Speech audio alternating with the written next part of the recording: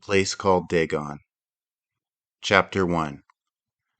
Dr. Dream, turning sleepily on his pillow, heard the clatter of a horse's hooves coming down the steep Leominster road. The steely clash on the rock path tore abruptly through his semi-trance, and he opened his eyes, scowling vaguely at the milky blur of ceiling. The horse stopped with a rough grating of hoofs below the window, and the doctor sighed. Marlborough was like that. It was undoubtedly another farmer with a pain in his back who might just as well wait until morning. It was at night that his taciturn neighbors were most obsessed with the somber consequences of their lonely ailments.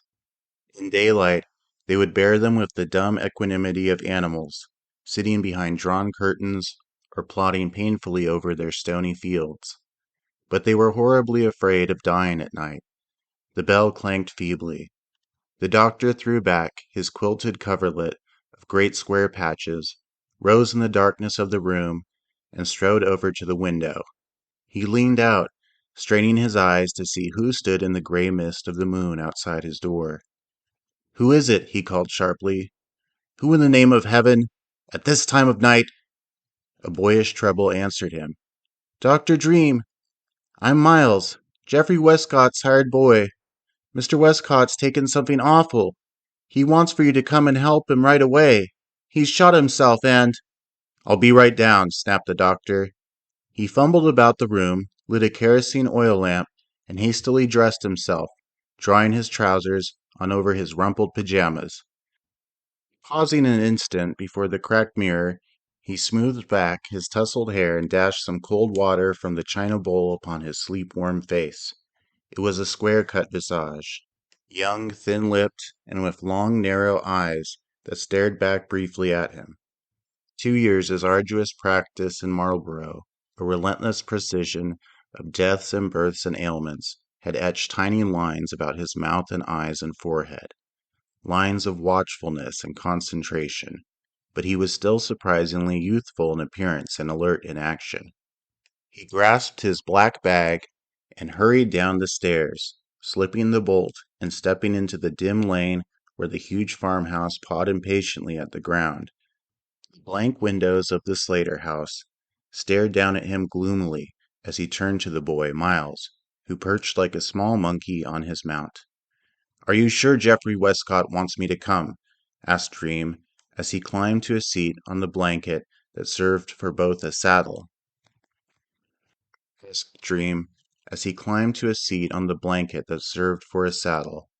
There was a minor note of amazement in his voice. The boy said nothing, but chirped to his horse, and the huge beast swung in the lane and mounted the hill, slowly at first, and then at a smart canter as the ascent eased its sharp angle. The blurred moon flew with them, trailing long bat-like wings of milky opacity across the crumbling stone walls and the buildings with their lurching outhouses. Beside them swept their broad shadow, a two-torsoed centaur, indistinct and formidable in outline. Looking back, Dream could see the little town of Marlborough stretched out like a conglomeration of dark tombs. A cool air tingling with the freshness of impending rain flowed by his face. Low trees flung chunky green arms across the twisting fences at him. They were black in the dimmed moonlight. The shaggy hoofs of the horse thudded heavily on the sand road. Suddenly the boy answered Dream's question. "He told me to fetch you anyway," he remarked to the darkness before him. The doctor said nothing, and the boy, turning his head, observed him fleetingly. Dream caught the flash of a small, dark, imp-like face and two dull green eyes. As far as the doctor knew, nobody ever called at the Westcott farm. It was avoided territory, forbidden to children wandering through the byways between Marlborough and Leominster, and skirted hastily by the taciturn farmers who dwelt in its vicinity. Dream had observed the rambling whitewashed buildings from the road often enough as he had passed on his way to various patients, and occasionally he had seen Geoffrey Westcott ride into town for supplies, but that was all. The Westcotts took no part in the life of Marlborough. Indeed, they seemed frankly to count on ostracism that had long ago been willingly granted them by the unusual breed of natives who dwelt in this part of New England. Dream, curious and observant when he first arrived in Marlborough, and took up the practice of his father's old friend Humphrey Lathrop, had asked questions about the Westcotts, as, indeed, he had about all the farmers in the neighborhood, for he believed in mixing as much psychological insight as possible with his medicinal treatments. But he soon discovered that questions were not welcome in the town. An excessive reticence possessed these leather-skinned delvers in the soil, these small shopkeepers, and even the brief scattering of professional men who conducted the affairs of Marlborough. Therefore, as Dream was an astute and adaptable young man, he speedily learned to keep his mouth shut, and at least outwardly, to suppress his curiosity. It was enough to serve as well as he could when he was called upon, and to expend whatever mental energies he might have in the study of various profound books on medicine and psychology. Although time passed slowly, it passed agreeably, for loneliness did not obsess Dream. He was New England enough himself to slip naturally into a rut of reticence and to occupy himself with his own thoughts. Still, there were many times when of all the curious folk in his environment he let his cogitations wander to the Westcotts. They were unusual in their abandonment of the common intercourse of daily life. Apparently they had no friends, not even those cursory friends who met in the post office and general store and discussed in brief bursts of monosyllables the politics and phenomena of the day. They were decidedly sufficient unto themselves. Dream always thought of the Westcotts as a plural number, although he had never laid eyes on Mrs. Westcott. He knew that she existed, and that was all.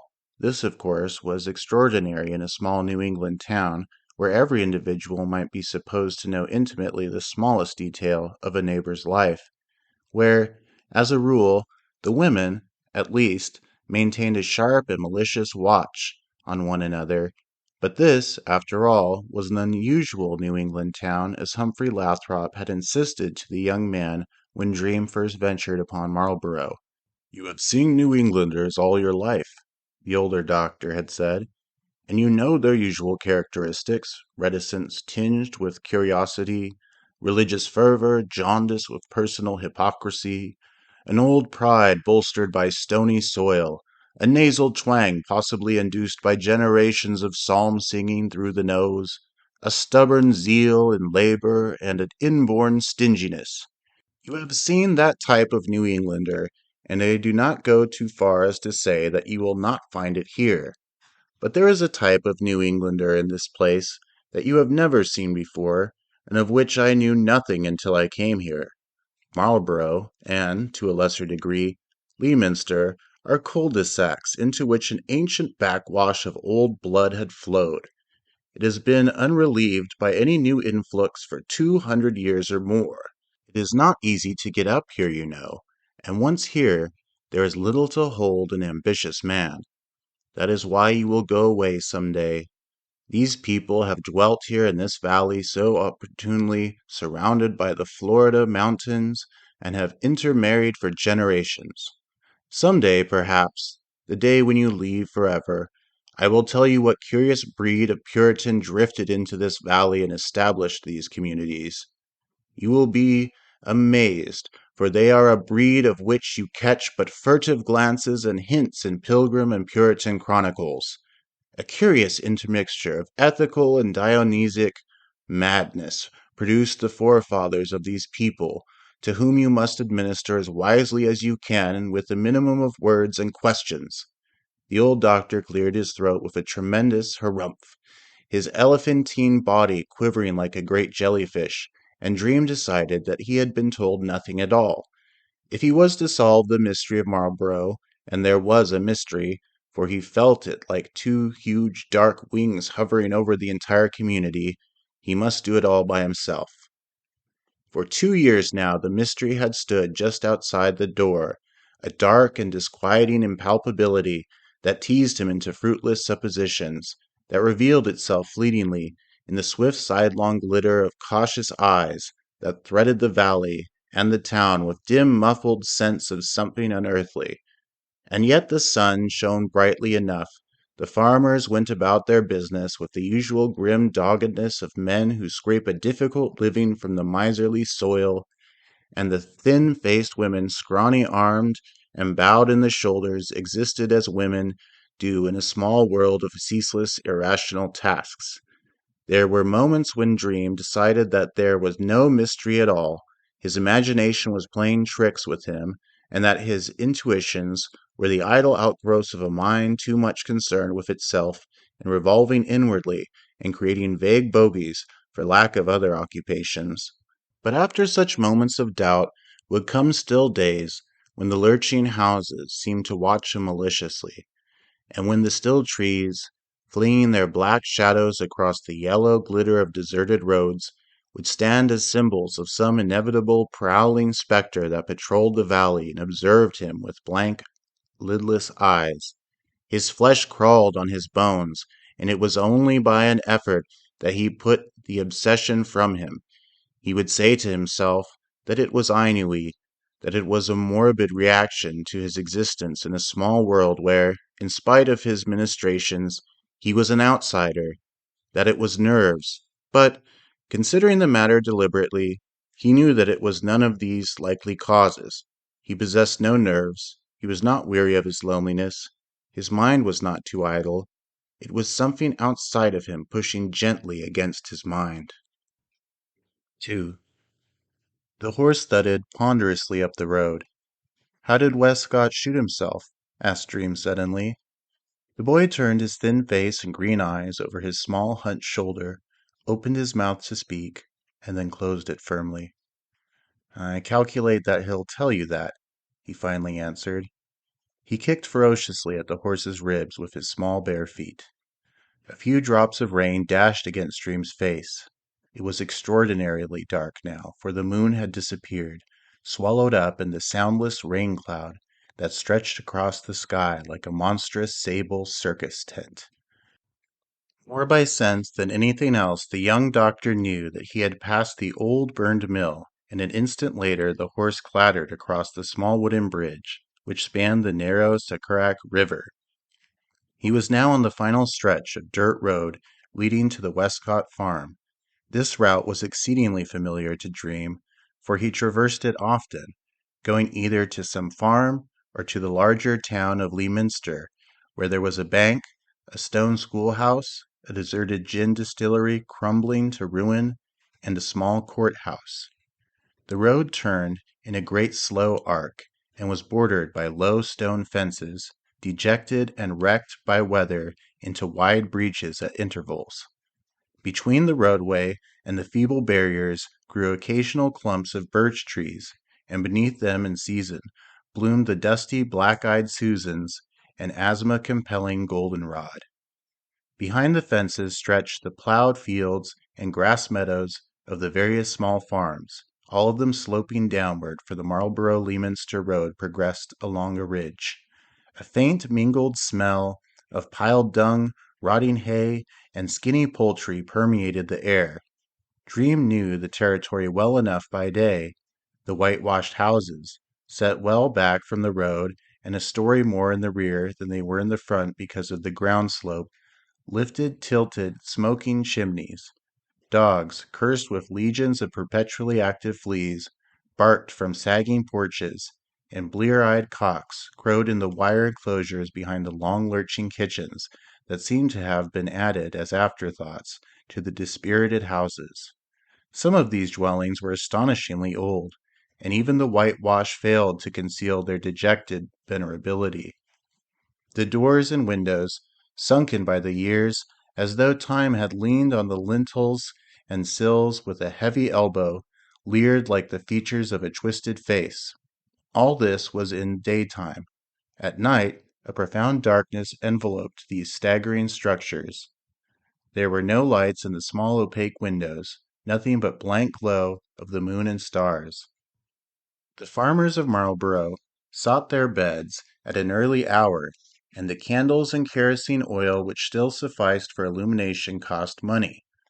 Only when the moon was at its brightest did the houses step somewhat out of their brooding night shadow and turn the incurious eyes of their widows toward the curving road. Then they seemed to squat like an unfriendly array of old crones in soiled white wrappers, watching the highway along which so many strange figures had passed since the first mysterious settlers arrived in the valley and found it a likely place wherein to raise their hewn log houses and their solitary mill.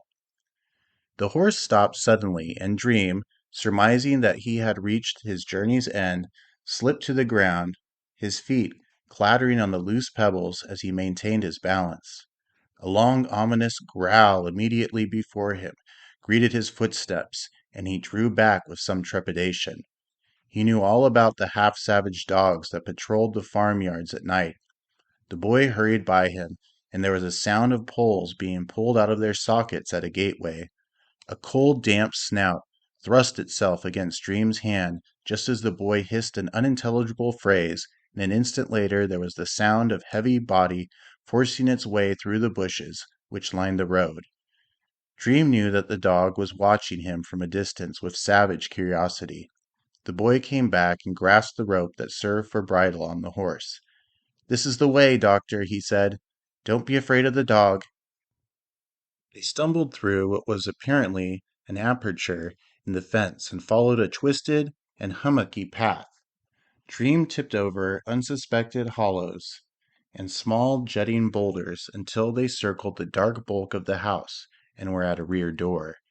A few drops of rain pattered against his face as he looked up at the rear windows. It was curious that he could perceive no least vestige of light emanating from the blank panes. The building stood morosely in a pool of high trees, and this intensified the darkness about it. At the door the boy knocked delicately, his thin knuckles playing upon the splintered woodwork, and, after a moment, while Dream felt very foolish and slightly startled, there were a few whispered words with some invisible personage who had shot back a series of bolts.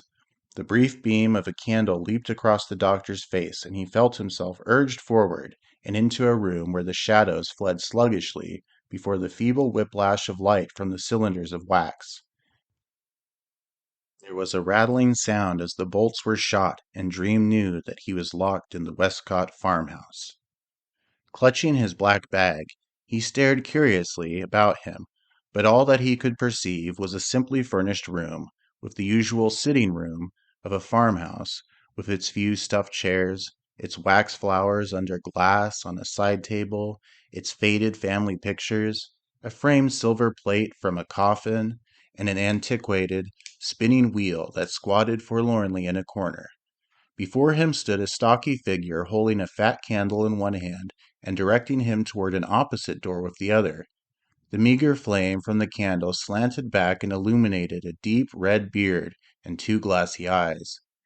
Dream, his vision clearing in the feeble glow, noted that his companion was evidently the hired man, a burly figure absurdly short for his girth and garmented in dejected-looking blue overalls and a faded woolen shirt. This apparition was in his stocking feet, and he made no sound as he padded across the floor. The hired man said nothing, but cleared his throat with a choking sound, as though he were endeavoring to loosen unused vocal cords, and then, apparently giving it up as something beyond his powers, proceeded towards the door, which he had indicated with an awkward flourish of square, hairy hand. He rapped timidly at the door. "Wagner!" cried a sharp voice from within. Wagner opened the door a trifle, thrust his shaggy red head, and seemed to croak hoarsely. "All right, all right!" The voice snapped immediately, and Wagner stood back and motioned Dr. Dream toward the patch of yellow light that poured through the half-open door. 3. It was a small room into which Dream ventured, and one in which the walls seemed to push forward, an aspect intensified, perhaps, by the tall lurching cases of books which surrounded the square table at which Geoffrey Westcott sat. There were books everywhere in the cases, scattered over the table and piled in slumping heaps on the floor.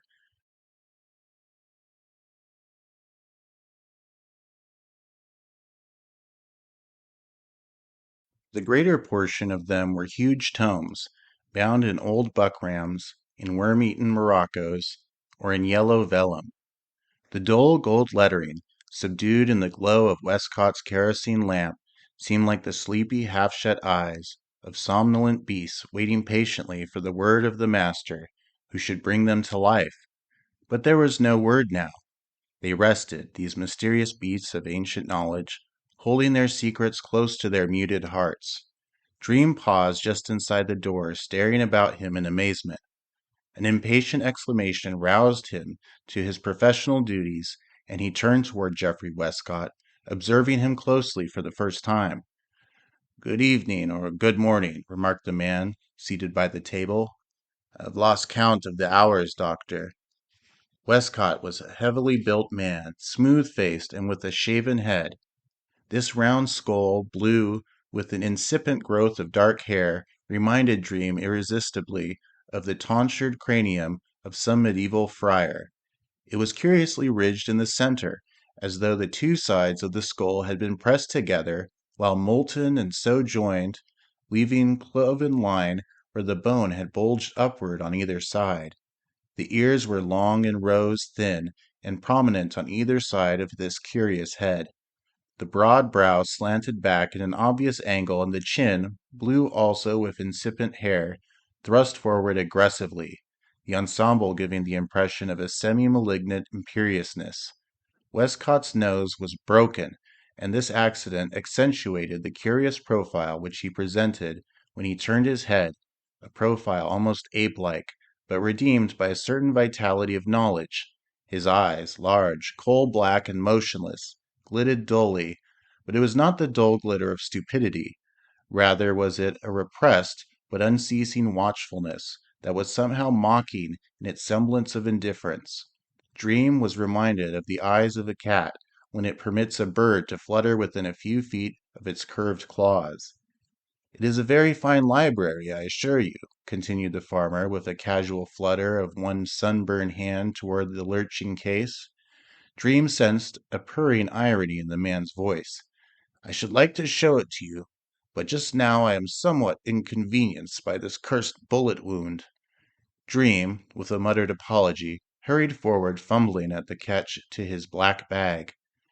"It is not so often, at least in this part of the world, that one sees so many books," he said. "You must excuse me." His amazement was frank, and he made no attempt to conceal it. "You are freely pardoned," replied the ironic voice. The doctor knelt and began to remove the blood-stained bandage that swathed the plump calf of the farmer. "How did it happen?" he inquired, as the wrapping slipped away and he saw the black bullet hole surrounded by a crusted clot of blood. "Experiment," returned Westcott shortly. "Experiment?" echoed Dream questioningly, glancing up into the still black eyes. Westcott reached deliberately for a cigar, drawing one from the large box that stood on the table at his elbow. He said nothing, but stared blandly at the doctor as he lighted the long dark weed. Dream, flushed and feeling foolish, turned back to his labor. He decided that Westcott was an offensive brute. "I want a pan of hot water," he said, after inspecting the wound. "I shall have to probe for the bullet. It may pain you a bit." He felt a moment's elation at the idea of giving Westcott pain. The farmer turned his head and shouted toward the door. "Wagner!" he cried. "Wagner!" In the short pause that ensued, Dream, still kneeling before the stocky Westcott, studied the worn backs of the books in the case opposite him. They seemed to emanate an atmosphere that was ominous. There was something dark and forbidding about them, an intangible suggestion of an evil culture. The crowding walls advanced stealthily, bringing an aura of suffocation with them. The farmer cursed softly and pleasantly to himself.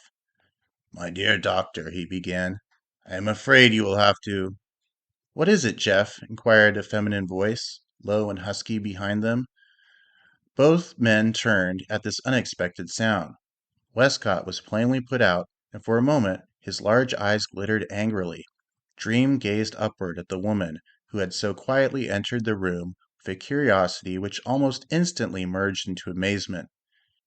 There are women who at a first glance arrest the attention not so much by an ulterior beauty, or unique qualities of bearing as by an inward spirit which seems to beat fiercely against the thin walls of flesh and strive vehemently to liberate itself from its entangling disguises. These women may not even be beautiful in the fleshy sense of the word, but somehow they achieve more than the semblance of beauty in the eyes of the sensitive observer. Dream saw such a woman before him, and knew instantly and instinctively that it was not alone the comeliness of her features that so casually and indifferently subdued and betrayed the deliberate impartiality of his reason. He saw immediately an extraordinary inward impulse that climbed in her bosom and all but trembled on her blood-red mouth. It was her eyes and mouth that first seized his imagination. These eyes were dark, and they glowed beneath large white lids that drooped somewhat, as with the ennui of identical days. They seemed endless in depth, like a half-concealed forest springs, and yet a quickening spark glimmered in these unfathomable lakes of hushed amber fire. The mouth was full, with curling lips almost archaic in their contour, and Dream was vaguely reminded of his adolescent ideas of the snaky-haired Medusa. There was a subtle cruelty in this mouth. "I told you to stay in your own room, my dear helpful Martha," said Westcott, his chin thrusting forward. "But since you are here, permit me to present my invaluable friend, Dream, I think. This is my wife, Doctor." She did not glance toward Dream. "Wagner has gone to the—" She left the sentence unfinished. "I thought you would need hot water." "Your mind is always acute, Martha," remarked Westcott, giving her a malicious look. "And who sent Wagner to the—" "I did," she responded coolly, placing the basin of water on the floor close by Dream, who still remained on one knee gazing at her. Westcott smiled sourly and turned to the doctor. "Come, doctor," he said. "You must be wanting to get back to your comfortable bed." Dream flushed and turned confusedly to his labors. For a moment there was silence. "The age of amazement," said Westcott softly to the air, "is worthy of a study in itself. There are so many ways of considering it." He winced as the probe touched the raw flesh. "Softly, doctor, softly," he begged. "Now take the age of amazement as it affects the individual. Is it not true, my dear doctor, that if we knew why a man was amazed, and each time that he was amazed we should know a great deal about him?" Dream, intent on his work, said nothing. "The question is merely theoretical," proceeded Westcott. "I do not expect an answer. I, for my own part, mingle so seldom in the world of men that I have but small opportunity to put my theory in practice, but whenever I do see a man, I strive to observe his surprised reactions to things. It tells me something about him." The bullet slipped from the wound, and Dream busied himself for a moment in washing the torn flesh. At length he looked up, for the silence seemed to invite him to speak, to carry on a conversation that was rather meaningless. He stared into Westcott's dark, expressionless eyes. "And me?" he said, smiling. "What have you learned about me in the few minutes that I have been here?" Westcott was obviously waiting for the question. "Your reactions of surprise were obvious," he answered, cocking his head on one side. He began to count the points off on his fingers. "Number 1, you were amazed at finding so excellent and unexpected a library here. I gather from that your idea of the literacy of this part of the world is not high. I agree with you in the main, but there are exceptions everywhere, Doctor. You were also amazed at finding in me a man not wholly a stranger to the subtleties of the mind. I may be flattering myself in this assumption, but I do not think so. In other words, you had thought of me as a mysterious, surly, country clodhopper." There was a soft snarl in his voice. Before Dream could expostulate, he went on with his enumeration.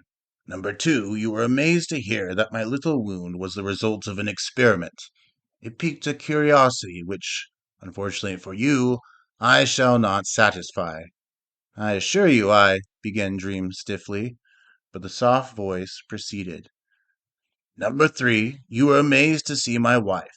Well, I hardly blame you. She amazes me at times." Again the soft snarl permeated his voice. Dream instinctively glanced at Mrs. Westcott. She was standing by a small window, gazing out on the darkness, and he could see no more than the cool oval of her face. She seemed to be looking upward, toward the rainy sky, with a strained attentiveness that suggested the listener. It was, perhaps, the rain to which she was listening, for Dream could hear the soft gurgle and suck of the water as it dripped outside the window. With a final skillful twist, he fastened the new bandage about Westcott's calf and stood upright. The farmer looked at him calmly, his lips slightly apart, and Dream could see the man's long yellow teeth. "I should say from the casual glimpse I have had of you," remarked Westcott, "that you are a capable doctor, a painstaking man, a sensitive person, perhaps a little stiff in reaction to unexpected things, and an individual who must fight against the impulse of being, well, not a busybody, but one who is driven too far sometimes by the itch of curiosity." Dream laughed aloud and picked up his bag. Absurdly enough, he could feel the presence of Mr. Westcott behind him, a presence like the soft invisible approach of some great feline through the impenetrable darkness of a forest. "Your analysis is amusing," he said, "but must I take it too seriously?" "You must take it for what it's worth," replied Westcott, fastening his yellow teeth upon his cigar and puffing meditatively. "Be good enough, my dear doctor, to send your little bill by mail. I can dress the wound myself or have it done for me by Wagner." He looked up sharply, removing his cigar, as the hint of a smile died from his face. "Dr. Dream," he said, "I am a peculiar man. I am a student who has found a secluded harborage. I do not care to make acquaintances. They are unpleasant responsibilities, and they deprive me of that leisure which I owe to my researches. I live my own life in my own way. I do not want to be disturbed by the curiosity of neighbors." Dream bowed silently. His face flushed, and turned to the door. Yes, he decided, Westcott was an offensive brute. The farmer smiled faintly, his cloven head bending forward in the lamplight. "You must pardon my abruptness," he remarked. "I am a solitary anchorite, except for my little circle, and am not, perhaps, as courteous as I should be." Dream said nothing. He could sense the faint mockery in the farmer's stiff speech.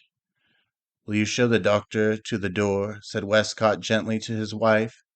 She started from her attitude of rapt listening and turned toward Dream, her heavy-lidded casual eyes flitting coolly across his face. Then she moved slowly toward the door. Dream's last picture of Westcott was of a curiously cloven head suddenly bowed above a huge tome. He could hear the soft rustling of Mrs. Westcott's skirt as she crossed the sitting-room floor. His heart pounded rapidly as he moved through the closeness of the room after her. It was as though a strange drug had affected his breathing, filled the air.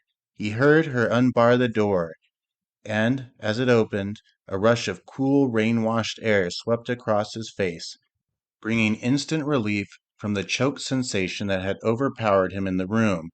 It was still raining, a desultory and gloomy patter that rattled on the trees and the tiny roof of the back porch. The wet air was filled with the fresh scent of water and soaked grass. Dream drew in long breaths of it as he stepped bareheaded into the rain, wondering somewhat vaguely how he was to be conducted back to town. Just as he was about to bid Mrs. Westcott good-bye and was turning toward her, he felt her arm fall sharply against his shoulder. "Do you hear anything?" she asked in a low, husky voice. He strained his ears in some surprise, and for a moment in the patter of rain he seemed to hear a thin rushing overhead, as though a flock of heavy-winged birds were beating through the night air. The sound swept into nothingness so suddenly that he decided it was no more than the blood beating in his own ears or the upper whir of the rain.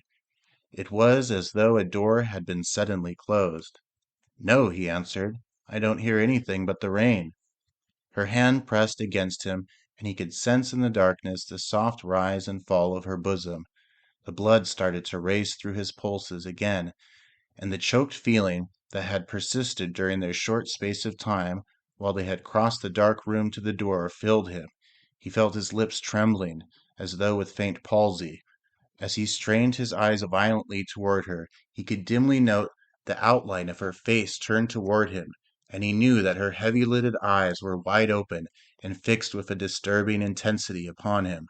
Her full, blood-red lips moved slowly, then her hand dropped from his arm, and it was as though a strange power had been removed from him. "Good night," she said in her low, muffled tones. The door closed softly, and he heard the bolts being shot into place. Still he stood there, knowing that she, too, was standing just on the other side of the bolted door. After a moment's pause, he heard her footsteps passing slowly and evenly through the room. Dream turned to the rain, a bewildered smile at his own impressionability creeping to his lips. At the same moment, he heard Miles clucking to the horse. Blundering through the dark, he stumbled toward the road. Before he reached the gate, it began to rain furiously, a heavy roaring downpour that soaked him to the skin.